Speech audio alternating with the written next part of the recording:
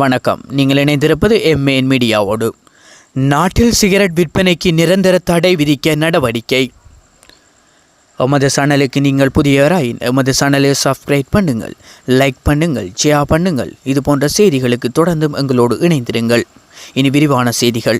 இலங்கையில் 2010ஆம் ஆண்டுக்கு பிறகு பிறந்த அனைத்து பிரஜைகளுக்கும் ஆயுட்காலம் முழுவதும் சிகரெட் விற்பனை செய்வதையும் கொள்முதல் செய்வதையும் முற்றாக தடை செய்யும் நோக்கில் புகையிலையற்ற தலைமுறை என்ற எண்ணக்கருவின் அடிப்படையில் புதிய சட்டமூலம் உருவாக்கப்பட்டு வருகிறது.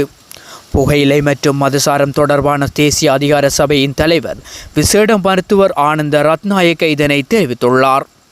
இதற்கான அமைச்சரை பத்திரம் விரைவில் சமர்ப்பிக்கப்பட்டுள்ள நிலையில் நாட்டில் அதிகரித்து வரும் வாய் புற்றுநோய் பாதிப்புகளை தடுக்கும் வகையில் வெற்றிலையுடன் புகையிலை பெறவுதல், பாவுதல் மற்றும் மாவா போன்ற பொருட்களை கலந்து விற்பனை செய்வோருக்கு எதிராக 1 வருட சிறை தண்டனையுடன் கூடிய கடுமையான சட்ட நடவடிக்கைகளும் முடக்கப்பட்டுள்ளன. இதுபோன்ற செய்திகளுக்கு எம்மோடு தொடர்ந்தும் இணைந்திருங்கள். நன்றி.